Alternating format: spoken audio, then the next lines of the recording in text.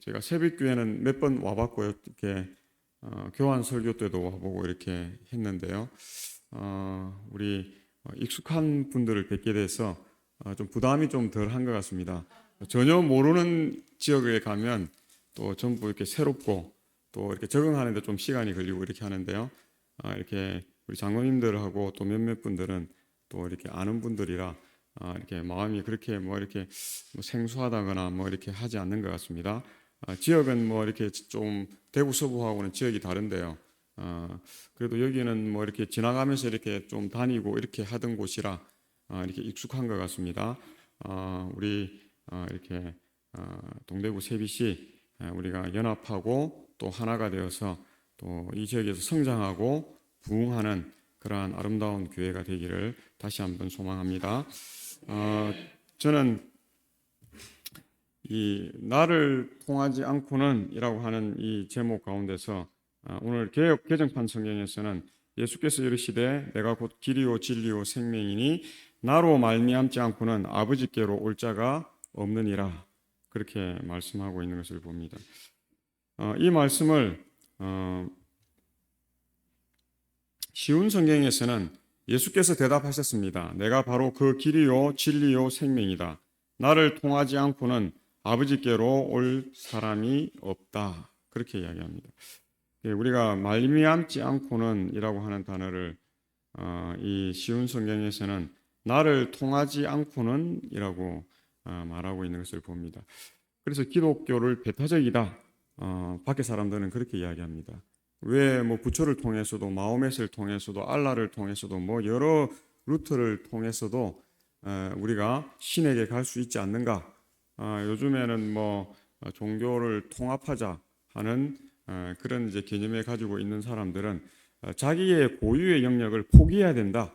그렇게 이야기합니다. 예수님만을 통해서 구원받는 것 이것은 이렇게 우리가 하나가 될 수 없는 그러한 부분이다. 그렇게 이야기하면서 기독교의 그 배타성을 버려야지만 이렇게 그래서 그런 논리로 이렇게 에큐메니칼 운동이 벌어지면서 사람들은 어떻게 생각하냐면 내가 예수다. 박명호도 그렇고 안상홍도 그렇고 우리 목사님들한테 계속 편지가 오는 어떤 또 여자분도 있고 이렇게 하는데요. 저마다 자기가 예수다. 그래서 나를 통해서 그래서 우리가 신천지 이만희 이런 사람들도 다 자기가 하나님이라고 그렇게 하지 않습니까? 그런데 성경은 결단코 그렇게 말씀하지 않는다는 것입니다. 예수님께서 길이라고 이야기하시고 진리라고 이야기하시고 생명이라고 이야기하시는데 그 예수님을 통하지 않고는 이렇게 하나님께로 올 사람이 없다는 사실을 우리에게 말씀하고 있는 것입니다. 그래서 이 마태복음 22장 14절에 보면 이런 말씀이 있는데요. 청함을 받은 자는 많아요. 근데 뭘 입은 자는 적다고요? 택함을 입은 자는 적다. 우리가 초대받고 초청받고 청함받는 것은 참 좋은 일이죠. 그렇죠? 그런데 이것이 우선되는 것입니다. 그런데 청함을 받은 자는 많아요. 왜냐하면 하나님께서는 모든 사람을 다 뭐합니까? 다 초청하는 것입니다. 하나님 피조세계에 이렇게 모든 존재들을 하나님께서는 사랑하시고 그들과 함께 하시기를 원하시는데요. 근데 중요한 것은 이 죄라는 문제를 해결하기 위해서는 택함을 입은 그러한 자가 되어야 한다 하는 사실을 우리에게 말해주고 있습니다. 그래서 이 말씀을 킹 제임스 성경에서는 부름받은 자는 많으나 선택받은 자는 적기 때문이니라 그렇게 말씀하고 있는 것을 봅니다. 그래서 우리 모두가 다 부름받았고 특별히 마지막 남은 무리라고 하는 우리 이렇게 마지막 남은 백성들은 하나님의 특별한 사역을 위해서 이 부름을 받아서 그 일을 하는데요. 그 일에 있어서 선택받은 자가 되는 것 이것이 얼마나 중요한 것인가 하는 것을 봅니다. 그래서 우리가 한 3년 전인가요? 4년 전에 한 3년 전 같은데요. 사경의 교제의 핵심이 무엇이냐면 우리는 구원받기 위해 이 자리에 나오지 않았다는 사실입니다. 이미 우리는 예수님을 믿는 그 순간 뭐 한 것입니까? 구원을 받은 사람들이에요. 그럼 우리는 왜 부름을 받았는가? 왜 우리가 이 교회 생활을 하고 이렇게 동대구 세빛교회의 성도로서 사역을 하는가 하는 것은 우리가 하나님의 마지막 복음의 기별을 증거하는 일꾼이 되기 위해서 우리가 왔다는 사실입니다. 그래서 예수님을 믿는 그 순간 이미 우리는 구원의 대열에 서 있는 것이고요.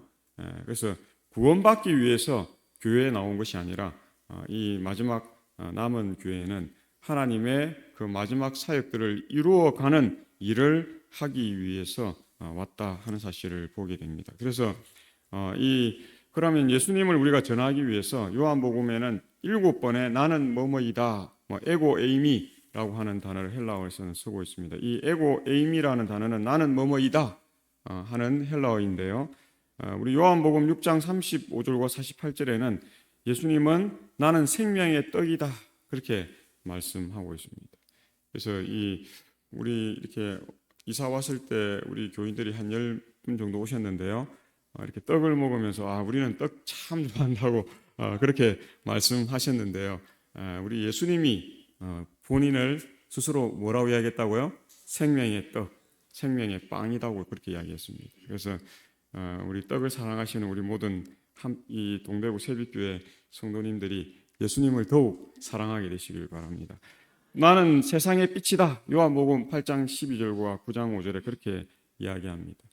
우리는 어둠보다 빛을 좋아하고 사랑하죠. 빛 없이 우리는 살 수 없고, 그래서 태양이 주는 햇볕 그런 것보다 더 중요한 이 빛이라는 것이, 그래서 창세기를 우리가 읽어보면 태양이 첫째 날 창조되었을까요?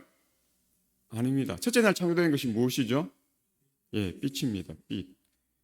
태양 없이도 빛이 있다는 사실입니다. 그 빛의 근원은 하나님이시기 때문에 하나님께서 의도적으로 이렇게 7일 동안에 이 천지를 창조하실 때에 첫째 날에 태양을 만드시지 아니하시고 첫째 날에 빛이 있으라 하는 명령을 내리신 분이라는 사실을 보게 됩니다. 그리고 이 세 번째는 요한복음 10장 7절과 9절에 나는 양의 문이다 그렇게 이야기합니다. 그리고 이 요한복음 10장 11절과 14절에는 나는 선한 목자이다. 그리고 요한복음 11장 25절에 나는 부활이요 생명이다. 요한복음 14장 6절에 나는 길이요 진리요 생명이다. 그리고 요한복음 15장 1절로 5절에는 나는 참 포도나무이다. 그렇게 말씀하고 있는 것을 봅니다. 그런데 오늘은 나는 길이요 진리요 생명이다 하는 이 요한복음 14장 16절에 있는 말씀을 주로 좀 살펴보도록 하겠습니다. 우리 요한복음 14장 16절에 나는 곧 길이요 진리요 생명이니 이렇게 말씀하셨는데 이 개역 성경과 개역 개정판 성경, 개역 성경, 바른 성경, 현대어 성경, 또 쉬운 성경, 이 제임스 성경이 이 번역을 선호하고 있는 것을 봅니다. 그리고 공동 번역 성경과 새 번역 현대인의 성경, 우리말 성경, 한국 킹 제임스 성경은 나는 길이요 진리요 생명이다. 원어에 가까운 번역을 하고 있는 것을 봅니다. 그래서 이니 하는 것하고 이다는 개념이 다르다 하는 것을 보게 됩니다. 예수님은 이것을 명확하게 나는 길이요 진리요 생명이다 라고 말씀하고 있는 것을 우리가 봅니다. 그래서 NIV 성경은 I am the way and the truth and the life라고 분명하게 이 번역하고 있습니다. 그래서 구약 성경에 가도 예수님은 나는 여호와 하는 것이 어떤 이 의미와 이렇게 일맥상통, 나는 스스로 있는 자라고 하는 것과 일맥상통하는 그러한 의미의 단어라고 하는 사실입니다. 그래서 이 진리, 나는 진리이다. 두 번째 문장은 나는 진리이다. 그렇게 이야기합니다. 이 진리는 알레세이아라고 하는 헬라어가 쓰이는데요. 구원의 계획과 성육신하신 구주 안에 나타난 죄인을 위한 하나님의 사랑에 관한 진리를 말하고 있는 것입니다. 그래서 진리는 죄와 뭐 할 수 없습니까? 분리할 수 없는 것이라는 사실. 물론 하나님은 죄와 관계가 없으신 분이죠. 죄가 하나님과 이렇게 상관될 일이 연관되거나 할 일이 없는데요. 이 피조물인 우리가 죄를 지었기 때문에 하나님께서 죄가 되시기를 하나님께서는 그렇게 스스로 자원하셨고요. 그래서 죄값을 치르는 그 일들까지, 물론 죄는 아니시죠. 그런데 우리의 죄를 대속하기 위해서 그 일을 하신다 하는 것을 우리가 봅니다. 그래서 이 알레세야는 히브리어 에메트라고 하는 단어와 이렇게 연관되는 단어인데요. 이 에메트는 신실함, 신뢰할 만함에 해당하는 단어라고 하는 사실을 봅니다. 그래서 진리는 이 신실한 것이고 신뢰할 만한 것이다 하는 것입니다. 그래서 이 땅에서 우리가 뭐 누구를 신뢰할 수 있는가? 100% 신뢰할 수 없죠. 요즘 세상은 더더욱 아무도 신뢰할 수 없는 그러한 세상. 그래서 지금 이 코로나가 와서 더 어려워졌지만 코로나 오기 전에도 우리가 아는 것처럼 미국이 이미 자국 우선주의, 미국의 이 자국 우선주의는 미국의 청교도 정신과는 일치하는 것입니까? 배치되는 것입니까? 배치되는 것입니다. 그래서 예전의 미국이 아니다. 그래서 성경에서 이렇게 양처럼 쫙 순하게 올라와서 이렇게 민주주의나 이런 왕이 없는 나라, 그다음에 자유의 나라 이렇게 표방하고 올라왔던 미국이 어떻게 변할 것이라고요? 용처럼 말한다 하는 지금 우리는 이미 용처럼 말하고 있는 미국의 시대에 살고 있는 것입니다. 그래서 미국이 이제 이 일을 통해서 여러 유럽 연합과 손을 잡으려고 해도 유럽 연합이 미국이 원하는 만큼의 자금을 주지 못합니다. 또 중국이랑 일본이 잘 됐으니까 일본이랑 손을 잡으려고 했는데요. 일본도 미국이 원한 만큼 돈을 줄 수 있어요, 없어요? 없습니다. 그래서 중국과 또 손을 잡으려고 했는데 중국도 줄 수 있어요, 없어요? 없어요. 그래서 지금 한국이나 이런 여러 나라들과 지금 협력해서 자금을 계속 달라고 하는데요. 한국이 그만큼 줄 수 있습니까? 없어요.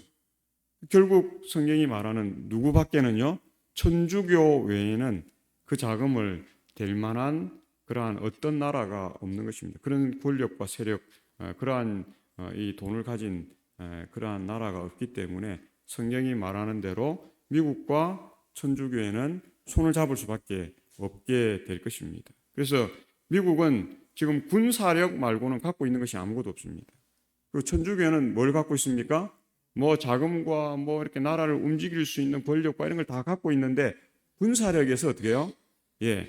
없는 것입니다. 그래서 두 나라는 손을 잡을 수밖에 없고요.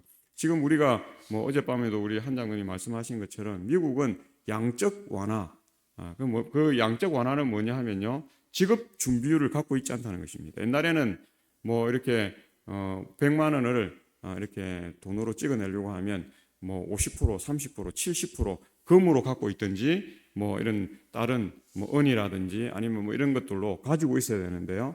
지금은 미국은 한 푼도 갖고 있지 않을 뿐만 아니라 마이너스인데요. 마이너스를 가늠할 수 없을 정도로 마이너스입니다. 지금 달러는 종이 조각에 불과한 것입니다. 그래서 미국은 이미 한 10년 전에 이 모기 사태에 왔을 때에 이미 우리는 부도 신청을 했죠. 그런데 부도 신청을 누가 막았느냐 하면 이런 세계 나라들이 막은 것입니다. 왜냐하면 이 아시아에서는 달러를 가장 많이 갖고 있는 나라가 중국입니다. 그 다음에 어느 나라인 줄 아세요? 일본입니다. 옛날에는 일본이 제일 많았는데 지금은 중국이 제일 많아요. 그 다음 일본, 그 다음에 어느 나라인 줄 아세요? 한국입니다. 종이 조각입니다. 지금 우리 한국은행에 엄청난 달러들이 있는데요. 그거 아무런 지급 준비 할 수 없는 것입니다. 양적 완화로 그냥 찍어낸 것입니다. 그래서 코로나 시절에 우리는 1인당 30만 원씩 이래 줘서 이렇게 우리 4인 가족이라 120만 원 받고 이랬는데 미국은 1인당 얼마 준 줄 아세요? 7천만 원씩 줬습니다. 돈 있어서 줬습니까? 아닙니다. 그냥 막 찍어냅니다. 그 찍어내는 것의 부담은 누가 갖고 있죠? 그 달러를 갖고 있는 나라들이 다 부담인 것입니다. 종이 조각을 갖고 있기 때문에. 그래서 미국이 애치하고 기침만 하면 우리나라는 어떻게 되죠? 우리는 감기 걸리고 난리가 납니다. 죽기도 하고 엄청난 일들이 벌어집니다. 우리가 달러를 그렇게 많이 갖고 있는데 왜 우리가 아파해야 되죠? 미국이 아파해야 되죠. 그래 반대입니다. 미국이 그냥 기침하는 신용만 해도 죽는다고 다 난리하는 이유가 그런 이유에서 일어나는 것입니다. 그래서 벌써 미국이 이렇게 완전히 뭐 거지 국가로서 뭐 이렇게 하는데도 10년이 지금 넘었거든요. 거의 뭐 20년 가까이 지금 되어 가는데요. 올해는 우리가 알다시피 작년하고 올해는 미국이 가장 경기가 좋은 나라, 지금 나라가 되었어요. 그래서 우리가 기축 통화를 갖고 있는 나라는 그 나라가 잘 되면 다른 나라들은 다 어떻게 돼요? 다 힘들어져요. 미국이 힘들어야 다른 나라가 다 살기 좋아요. 기축 통화의 그 맹점이 그런 것입니다. 처음에는 기축 통화를 할 때 참 좋아요. 자기 돈의 가치가 높고 뭐 이렇게 하니까 좋은 것 같은데요. 그 세월이 뭐 100년씩 이래 오래 가다 보면 이 기축 통화의 나라는 힘들어지고 다른 나라들이 행복해지고 그 반대가 되면 어떻게 해요? 미국은 좋아지고 다른 나라들은 다 힘들어지고 지금은 미국이 좋아지고 우리가 다 달러를 많이 갖고 있는 나라들이 가장 힘들어지는 그러한 시국에 우리가 살고 있는 것입니다. 그래서 이러한 이율 배반적인 이러한 세계가 왜 되는가? 우리가 성경을 연구해 보면 마지막 때 말세의 때로 가기 때문에 이러한 일들이 일어나고 있다는 사실을 우리가 볼 수 있는 것입니다. 그래서 세 번째 문장, 나는 생명이다. 그리스도께서는 최초부터 있고 빌려오지 않고 다른 곳에서 파생되지 않은 생명이 있다. 이러한 말씀을 하는 다른 아무 신도 없습니다. 부처도 그렇게 이야기했죠. 나는 신이 아니다. 나는 진리를 추구하는 구도자일 뿐이다. 그리고 나는 깨달음을 얻었다. 진리가 무엇인지 내가 진리가 아니라 나는 절대자가 있다는 것을 믿는 깨달음을 얻는 그러한 사람이기 때문에 부처가 유언을 했는데요. 제자들에게 내가 죽고 나서 절대 나를 신격화 하지 마라. 나는 신이 아니다. 나는 내 죽음 문제도 뭐 하지 못했다고요? 해결하지 못하는 연약한 너희들과 같은 인간에 불과하다. 부처가 죽을 때 유언을 그렇게 남겼어요. 왜냐하면 제자들을 보니까 자기가 죽고 나면 자기를 신격화할 것 같거든. 너무 허무맹랑하잖아요. 그래서 제자들, 그 훌륭한 제자들을 다 곁에 두고 절대 나는 신이 아니기 때문에 나를 신격화하지 마라. 근데 부처가 죽고 나니까 제자들이 어떻게 했을까요? 신격화 착 하고 자기들도 뭐가 됐어요? 자기들도 신의 자리에 착 한 자리씩 한 자리씩 그렇게 한 것입니다. 그래서 절에 가보면 삼신 할매도 있고 막 이런 게 있어요. 그런 건 다 뭐예요? 이 부처의 개념과는 전혀 맞지 않는 것입니다. 그런데 제자들이 그렇게 개념을 만들어 갔기 때문에 절에서 뭐 그런 게 있어도 뭐 아무런 자기들 그래서 기복 불교로 이렇게 변해버리는 모습을 봅니다. 세계 그 어떤 신, 그 세상에 아무리 뛰어난 존재라 할지라도 예수님만이 이 시대의 소망 530쪽에 있는 것처럼 예수 그리스도에게는 최초부터 있고 빌려오지 않고 다른 곳에서 파생되거나 유출되거나 유래하지 않은 이렇게 생명이. 그래서 여호와 물론 이제 그 잘못된 번역이죠. 야훼 우리가 이렇게 하는 것이 더 맞다 그렇게 얘기하는데요. 그 뜻은 스스로 있는 그러한 존재인 것을 우리에게 말씀하고 있는 것을 봅니다. 이 성경에 보면 롯의 신앙의 행보가 나옵니다. 우리가 롯을 잘 알죠. 아브라함의 이와 관계되는 롯인데요.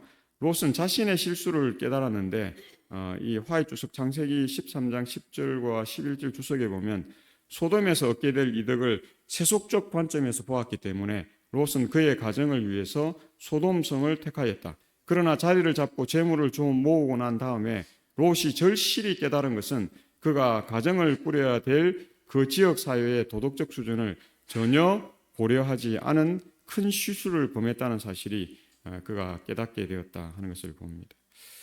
우리는 세상을 보면 저도 이렇게 그전 사택과 지금 사택을 비교해 보면 비교가 안 되죠. 그전 사택도 30평 아파트였기 때문에 그는 실평수였어요. 그는 엘리베이터가 없는 이렇게 6층짜리 이렇게 아파트인데요. 30평인데 실평수입니다. 그래서 양쪽 사방으로 다 베란다가 있고요. 거실도 지금 우리 사택보다 조금 더 넓은 것 같아요. 거실이 방들은 비슷한 것 같고, 그다음 여기는 이제 우리 전에 사택에 없던 알파룸이 있고 이런 것들이 있어가지고 화장실이 2개고 이렇게 해서 그런 이제 활용도가 더 좋은데요. 그다음에 붙박이장이 다 있다든지 뭐 이런 게 있는데, 근데 그전 사택도 실평수가 30평이니까 작은 아파트는 아니에요. 근데 여기 와 보니까 그전 아파트하고 이건 차원이 다른 거예요. 그래서 사람들이 이 요즘 젊은 사람들이 아파트 하는 게 다 이유가 있구나. 와서 살아보니까 그런 느낌이 나요. 뭐 며칠 안 살았지만 한 이틀, 3일 일 잡아도 젊은 사람들은 아파트를 선호하겠구나. 그런 생각이 들어요. 저는 제가 뭐 대학원 공부할 때도 서울에서 아파트에 살았고 19층에 살았는데 거기도 뭐 남양이라 뭐 햇볕 잘 들고 여름에 겨울에 아무리 추워도 뭐 이렇게 보일러를 떼도 한 8만 원 이상 안 나오더라고. 그런데 여기도 뭐 그렇다고 그렇게 뭐 이렇게 최윤석 목사님이 그렇게 하더라고요. 야, 우리 저기 앞전에 아파트는 겨울에 좀 추울 때 좀 떼면은 그래도 한 20만 원 이렇게 나오는데 여기는 뭐 8만 원 정도밖에 안 나온다 하니까 참 젊은 사람들은 뭐 이런데 살고 싶겠구나 그런 생각이 들어요. 아마 롯이 그런 생각을 했던 것 같습니다. 아브라함의 생각과는 다르고 아브라함은 하나님의 뜻을 더 잘 따르기 위해서 그의 전 생애를 헌신하고 순종하는 삶이었다면 롯은 그 삶에 동참했고 따라왔는데요. 어느 순간 아브라함과 다른 생각을 롯이 하게 되었다 하는 것입니다. 그래서 이 그의 가정을 위해서 소돔성을 택했는데 그가 거기서 살면서 깨달은 것은 그 지역 사회의 도덕적 수준을 전혀 고려하지 않았다. 우리 맹모 삼천지교라고 하는 그 이야기 있지 않습니까? 우리가 공부를 잘하려면 그것도 환경이 뭐가 돼야 됩니까? 좀 뒷받침되고 따라야 하고 그러는 것을 맞추어 주면 더 나은 그러한 일을 할 수 있다는 것인데요. 오늘 우리가 롯의 행보를 잘 한번 보면서 아브라함의 신앙의 행보와 비교를 한번 해보게 되시기를 간절히 소망합니다. 그래서 그가 깨달았으나 돌이키는 일에 머뭇거림으로 그의 인생이 아브라함의 인생과는 전혀 다른 그러한 인생이 되었습니다. 우리가 이렇게 성경과 연애신을 읽어보면 롯은 구원받은 믿음의 백성입니까 아닙니까? 구원받았어요. 물론 그의 아내도 구원받지 못하고 그의 딸들과 자녀들이 다 구원받지 못했지만 롯은 자기 혼자 구원을 받았습니다. 오늘 우리들의 위치는 어디에 있는가? 부자로 들어갔다가 빈털터리로 나온 롯은 아름답고 큰 소득이 보장된 땅을 선택하였지만 그의 선택의 결과로 그는 부자로 그곳에 들어갔다가 빈털터리가 되어 나왔다. 그것은 사람이 자신의 위치를 어디에 두느냐의 차이를 말해준다. 즉 올바른 감화를 받을 수 있는 가장 좋은 곳에다 자신의 위치를 정하느냐 아니면 현세적 이득만을 택하느냐의 차이인 것이다. 소돔으로 가는 길은 많다고요, 적다고요? 많다. 하나님께로 인도하는 길을 식별할 수 있도록 우리는 모두 다 눈에 기름을 바를 필요가 있다. 우리가 넓은 길로 가야 하는가, 좁은 길로 가야 하는가? 왜 뭐 길이 넓은데 넓은 길이 있는데 왜 좁은 길로 갑니까? 그렇게 이야기하죠. 크기에 좁고 넓고의 것이 아니라 소돔으로 가는 길은 많은 것입니다. 사람들은 그것을 넓다고 생각하는 것입니다. 그것을 많이 가니까 좋은 길이라고 생각합니다. 그런데 아브라함은 그렇게 생각하지 않았어요. 롯도 처음에는 그렇게 생각하지 않았습니다. 그래서 아브라함을 따라 나온 것이고 아브라함과 함께 거부가 되었죠. 그런데 거부가 된 상황에서 롯의 생각은 달라진 것입니다. 그래서 넓은 길, 소돔으로 가는 그 길을 택하게 되었다 하는 것을 우리가 보게 되는 것입니다. 오늘 우리는 어떤 길을 택하고 있습니까? 하나님의 길을 택합니까? 아니면 소돔으로 가는 넓은 길을 택하고 있습니까? 저희 집사람이 이렇게 사택으로 이사 와서 그런 이야기를 하더라고요. 야, 이 사택에서 몇 년 살다가 다른 데로 가라면 야 이게 발걸음이 시 떨어지겠는가 그렇게 이야기해요. 제가 봐도 그 말이 뭐 일리가 있어요. 아니 이런 사택에 살다가 또 뭐 가면 뭐 이렇게 뭐 드레스룸도 있고 알파룸도 있고 뭐 다 있는데 화장할 수 있는 데도 있고 뭐 다 있는데 가지겠나. 근데 우리는 또 발령이 나면 또 어떻게 합니까? 짐을 뿌리고 그곳이 더 못한 곳이라도 가야 하는 것입니다. 그것이 하나님의 뜻이면 하나님의 뜻을 우선하는 그러한 삶이 되어야 하는데요. 롯의 생각은 달랐다 하는 것을 보게 됩니다. 그래서 이 부조와 선지자 168쪽에는 롯은 향락과 이익을 위하여 소돔을 선택하였다. 아브라함의 제단과 이 제단에서 날마다 살아계신 하나님께 드리는 희생을 떠나서는 그는 그의 자녀들이 부패하고 우상을 숭배하는 백성들과 섞이는 것을 허락하였다. 그러나 그는 심중에 하나님을 경외하는 마음을 보유하고 있었다. 그는 성경 가운데 의로운 사람이었다는 선언을 받았다. 그의 의로운 영혼은 날마다 그의 귀에 들리는 비루한 대화와 그가 막을 수 없는 강포와 범죄로 인하여 번민하였다. 그는 마침내 불에서 꺼낸 거슬린 나무처럼 구원은 받았으나 재산은 없어지고 아내와 자녀들을 잃고 야수처럼 동굴에 살았으며 노령에는 불명예스러운 일을 행하여 의로운 족속이 아니라 그들의 죄악의 잔이 차서 멸망할 운명에 처하게 될 때까지 하나님과 원수가 되어 그분의 백성과 전쟁을 한 두 무리의 우상 숭배하는 족속을 세상에 남겨놓았다. 현명하지 못한 발걸음 하나를 따른 결과는 얼마나 무서웠는가 그렇게 말하고 있습니다. 그가 두 딸과 함께 소알성으로 왔지만 결과적으로 두 딸과 함께 이 자손을 낳았는데요. 우리가 아는 에돔과 소돔, 에돔과 이런 이 조상의 그 아비가 되었고 그 조상들은 그 민족들은 하나님을 뭐하는요? 대적하는 늘 사사건건 하나님의 백성들을 괴롭히고 방해하고 하는 그 일을 하는 민족의 조상이 되었습니다. 물론 롯은 구원을 받았습니다.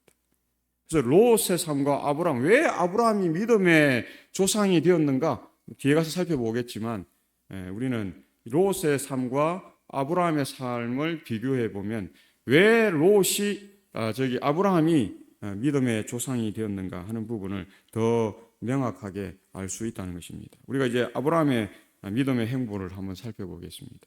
아브라함이 애굽에서 그와 그의 아내와 모든 소유와 롯과 함께 네겝으로 올라가니 아브라함에게 가축과 은과 금이 풍부하였더라. 네겝가 어떤 곳인지 아시죠? 네겝은 1년 중에 한 석 달 정도 비가 올 때가 있습니다. 그러면 강이에요. 범람하죠. 그래서 식물도 갑자기 훅 자라고 동물들도 막 생기고 물고기들도 생기고 그럽니다. 한 석 달 지나면 그때부터는 그 비가 한번 쫙 와서 그렇게 넓은 강이 생긴 이후에 그 다음부터 비가 안 옵니다. 한 11개월 1일 동안 거의 비가 안 옵니다. 그렇게 되면 거기가 이제 한 석 달 지나고 나면 서서히 뭐화 됩니까? 사막화 됩니다. 그래서 우리가 네겝 그렇게 이야기합니다. 그래서 비가 올 때는 범람하고 와 이런 큰 강이 여기 있었나 싶은데 비가 오지 않았고 몇 달이 지나기 시작하면 서서히 사막화되어서 나중에는 어떻게 해요? 사막입니다. 사막. 사람이 살기 좋을까요? 동식물들이 살기 좋은 곳일까요? 그렇지 않습니다. 왜 아브라함이 이곳을 갔을까요? 이런 곳을? 아브라함이 좋은 곳에 가나안 땅에서 좋은 곳에 자리를 탁 잡아보니까 우물을 파고 쫙 해보니까 다 사람들이 모여드는 거예요. 믿는 사람, 안 믿는 사람 다 모여들어. 그러니까 계속 뭐예요? 싸우는 것입니다. 그럼 아브라함은 어떻게 합니까? 또 다른 네겝, 더 깊은 네겝, 사람들이 오지 않는 네겝으로 가는 것입니다. 그래서 또 그곳에 또 우물을 파고 또 어떻게 해요? 또 가축을 치고 그렇게 사는 것입니다. 근데 또 그것이 어떻게 해요? 좋다 이런 이야기가 들리면 또 믿지 않는 사람 다 오는 것입니다. 그러면 또 어떻게 해요? 더 깊은 네겝으로 가는 것입니다. 그런데 이 놀라운 일이 벌어졌어요. 그 사막에서 뭐가 되었다고요? 가축과 은과 금이 풍부했다는 사실. 놀랍지 않습니까? 하나님의 뜻에 100% 순종하는 사람은 하나님께서 그를 어떻게 해요? 풍부하게 이끄신다는 사실을 아브라함을 통해서 우리가 보는 것입니다. 그래서 아브라함뿐만 아니라 아브라함을 따른 모든 자들이 풍부해졌어요. 그런데 문제는 무엇이냐면 그전에는 하나님을 믿지 않는 이방인들과 이렇게 싸우고 다투고 했는데 이제는 어떻게 해요? 풍부해지니 더 많은 가축과 더 많은 종들과 더 많은 인원이 있는데도 불구하고 아브라함의 종들과 누구의 종이요? 롯의 종이 다투는 것입니다.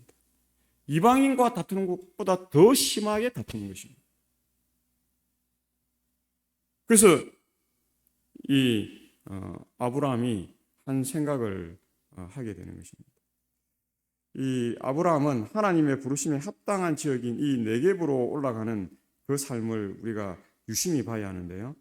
비도 잘 오지 않고 또 비가 오면 또 뭐 엉망이 되는 그러한 뭐 물에 잠겨가지고 그냥 그게 강인지 바다인지 뭐 이런 모습으로 갑자기 급변하는 그러한 곳, 그리고 비가 오지 않은 그러한 때는 천수답에 의존해야 되는데요. 그 천수답에 의존한다는 것 자체는 하나님께 전적으로 의지하는 그러한 환경, 아주 척박한 환경이죠. 그런 데서 이 가축과 은과 금이 풍부했다, 그들의 소유가 많았다, 6절에서는 그렇게 하고, 그런데 서로 다투었다라고 7절에 이야기하는 것을 봅니다. 그래서 아브라함이 롯에게 제안하는 것이죠. 우리가 잘 알고 있는 내가 자하면 나는 우하고 내가 우하면 나는 자하리라. 이 아브라함이 롯에게 제안한 이 제안은 먼저 좋은 땅을 가질 수 있는 선택권을 양보하는 것입니다.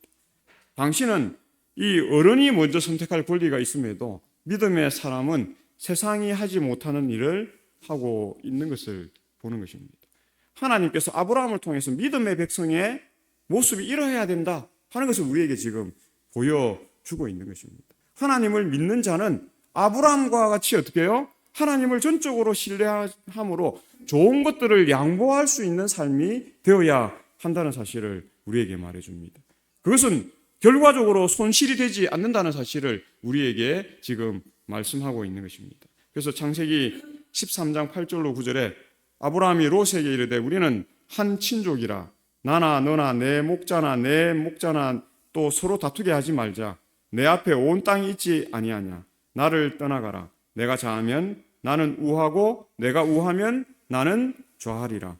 우리 이야기들 중에 이 살까마를 들쳐매고 형님 먼저 아우 먼저 하는 이야기들을 우리 하지 않습니까? 우리 학교 다닐 때는 제가 뭐 중고등학교 다니고 이럴 때는 그런 것을 참 감동 깊게 들었고 우리도 크면 그렇게 해야 되는구나. 우리는 이렇게 배우면서 자랐거든요. 요새 우리 아들, 딸 그런 이야기하면 치열하게 싸웁니다. 말도 안 되는 소리, 무슨 양보는 무슨 양보, 뭐 이런 이야기 하면서 싸우더라고요. 어젯밤도 막 싸우더라고요. 우리 이사 올 때도 이렇게 좋은 곳에 이사를 왔는데 끝방은 내가 쓰니 중간방은 네가 써야 되니 서로 끝방이 제일 좋대요. 끝방이 좀 더 넓고 뭐 또 붙박이도 있고 뭐 거울도 있고 뭐 여자니까요. 거울도 있어야 되고 옷장도 있어야 되고. 근데 또 아들이 누나는 이제 뭐 서울로 올라갈 건데 나는 여기서 이제 학교를 2년 동안 다녀야 되는데 내가 쓰고 싶으면 내가 지가 가더니 딱 자리 잡아갖고 이건 내 방 누나 못 들어오게 하는 거예요. 그 누나가 아니 내가 니보다 6살이나 많은 누나인데 어디 누나 말을 안 듣고 그러냐고 또 서로 그렇게 물론 뭐 치열하게 싸우는 건 아니고 또 누나가 또 양보하고 뭐 이렇게 해서 이제 잘 되는데요. 참이 쉽지 않은 것입니다. 심청이가 아버지 위해서 어떻게요? 공양미 300석에 자기의 이 목숨을 내어놓는 이 이야기는 우리가 뭐 어릴 때부터 누누이 들어온 이야기잖아요. 그렇게 살아야 된다 생각하잖아요. 그것이 효심이다 우리는 그렇게 생각했어요. 그것이 자녀된 도리라고 생각했어요. 근데 요즘 아이들한테 그런 이야기하면 뭐라 할까요? 저희 딸이 제가 그렇게 해요. 나는 딸이 너무 좋다. 난 어릴 때부터 너 땅바닥에 놓고 키운 적이 없다. 늘 내가 뭐 잠잘 때도 제가 탁 안고 재우고 그렇게 했거든요. 그래서 어릴 때 참 저를 잘 따르더라고. 그래서 제가 그때 이런 생각, 저희 집 사람들 이런 이야기 했어요. 우리 딸이 시집 갈 때 혼수품 1호 아빠. 혼수품 1호가 아빠다. 제가 그 이야기 했어요. 우리 딸이 어릴 때 좋다 했어요. 난 아빠랑 계속 살고 싶다고. 근데 중학교쯤 갈 때부터입니까? 뭐 중2 때인가 뭐 그때부터 싫대요. 나 아빠 좋아하지만 아빠가 혼수품으로 오는 거는 나 거절하고 싶다고. 그래서 제가 좀 실망을 많이 했어요. 야, 내가 이렇게 금지옥역으로 키웠는데 그래도 아빠랑 같이 살아야지 생각했는데 싫대요. 그래서 제가 뭐 딸이 싫다니까 이제 선택권이 없잖아요. 야 아들아, 내가 이제 혼수품 1호로 내가 갈 테니까. 그럼 자기 장가 못 간대요. 어느 여자가 장가를 오겠냐고. 아빠 저는 좋아요. 저는 좋은데 저희 집사람, 제 아내가 될 사람이 반대할 것 같아요. 그래 이야기하는 거예요. 어릴 때. 그때 우리 아들이 뭐 초등학교 5학년 때인가 6학년 때 그 초등학생이 그런 이야기를 해요. 저희 아들이 초등학교 다닐 때 좋아하는 여학생이 있어가지고 엄마 화장품, 루즈, 엄마 무슨 뭐 이런 거 다 갖다 줬어요. 자기 우리 집사람이 화장대에서 뭐 아니 뭐가 없다. 나중에 보면 우리 서진이가 갖고 간 거라. 왜 이거 갖고 왔냐니까 자기가 좋아하는 여자친구가 있는데 그 갖다 주려고 갖고 갔다고. 그 루즈도 갖고 가고 뭐도 갖고 가고 그렇게 해요. 그래서 우리 아들이 안 된다고 아빠 엄마는 그냥 둘이서 사시라고 그렇게 이야기하더라고요. 참 쉽지 않은 것입니다. 내가 자하면 나는 우하고 내가 우하면 가진 것이 많으면 많을수록 더 어려운 것이 이 문제입니다. 롯데가에서 신동빈 신동 형제들 싸우잖아요. 제가 그거 한번 이렇게 봤거든요. 자기 누나는 롯데 야구단, 롯데마트를 갖고 있고 또 자기 형은 일본의 모든 사업권을 다 갖고 있고 신동빈은 롯데 건설, 롯데 이거 다 갖고 있는 거예요. 그러니까 그 사람들은 그것만 가지고도 평생 먹고 그것만 잘 운영하고 살아도 평생 먹고 사는데 아무 지장 없어요.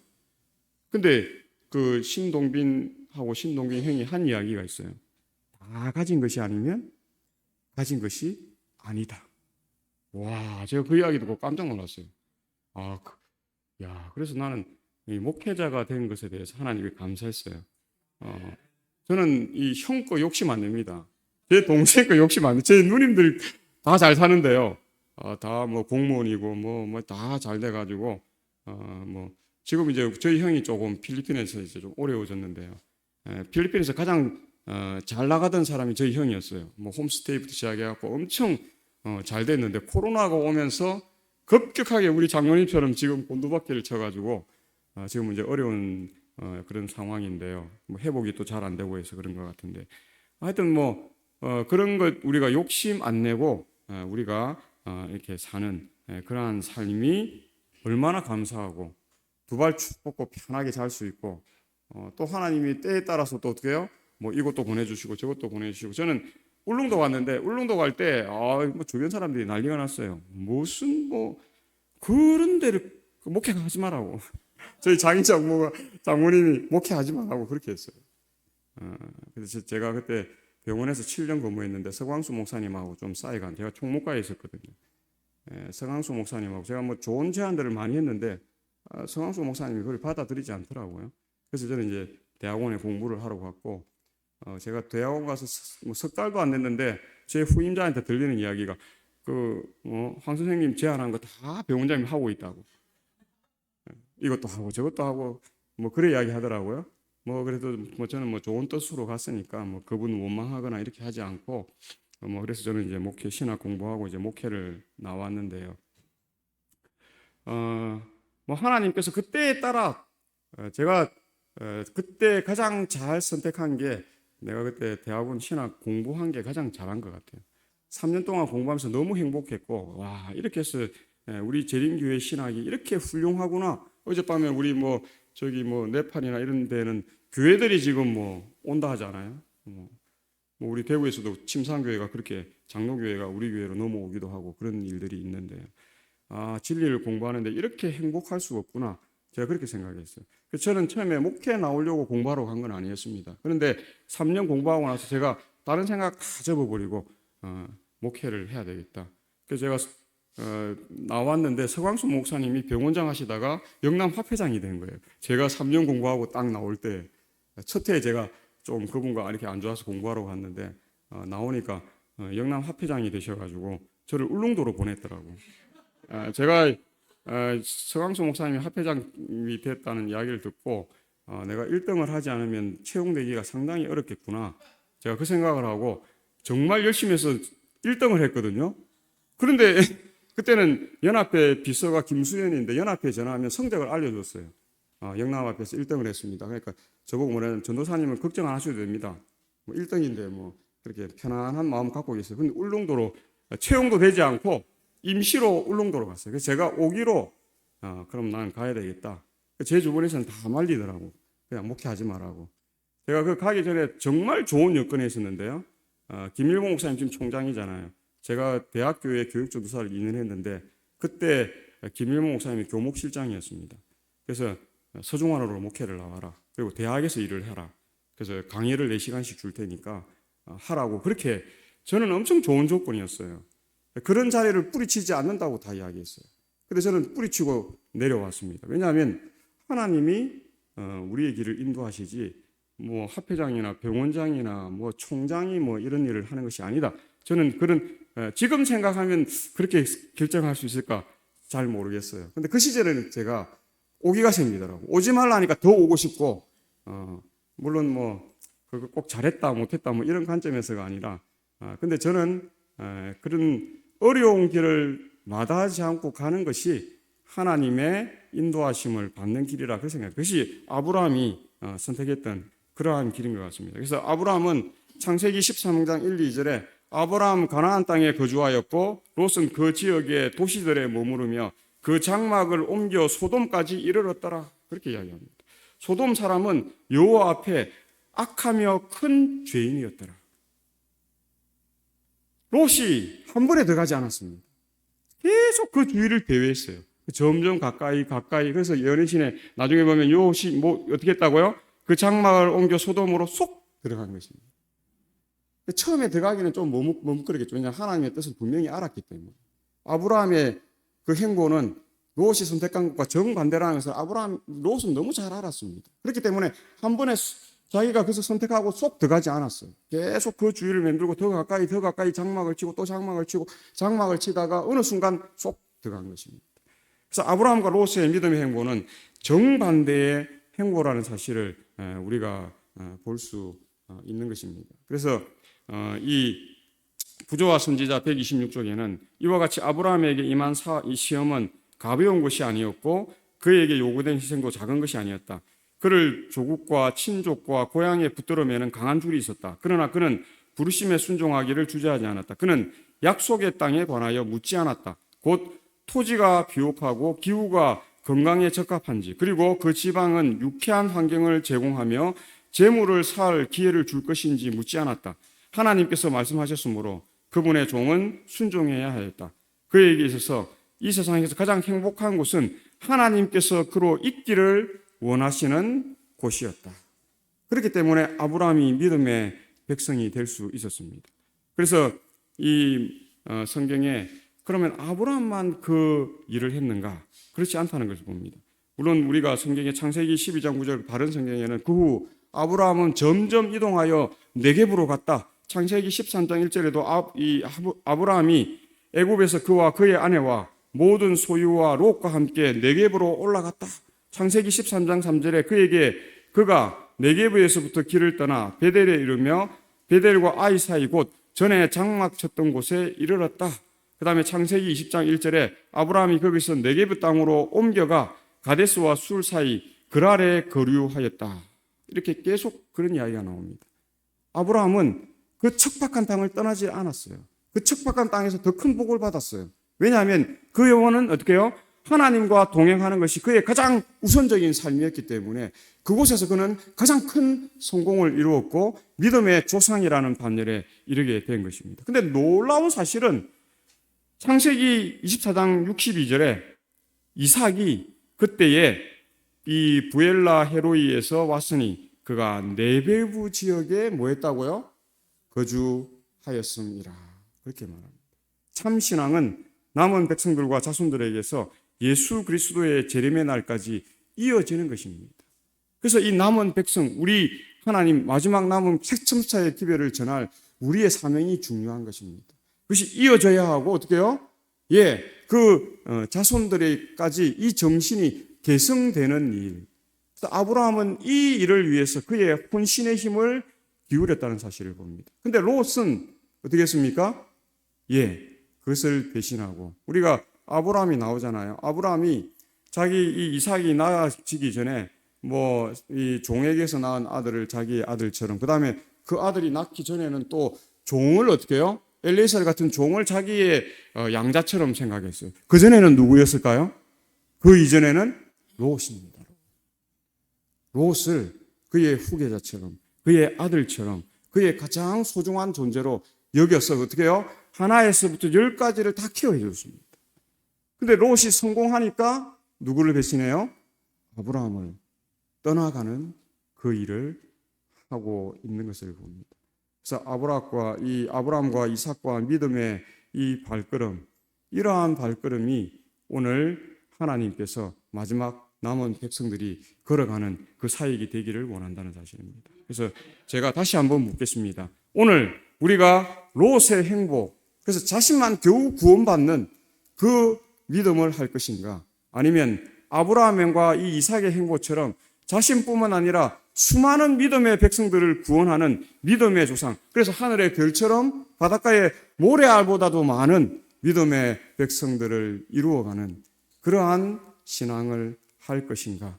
오늘 우리가 곰곰이 생각해 보시고 하나님의 뜻은 어디에 있는가? 그래서 예수 그리스도와 동행하고 성령의 능력을 받는 그 사역을 이루어 가시는 우리 모두가 되시기를 바라면서 말씀을 줄이겠습니다.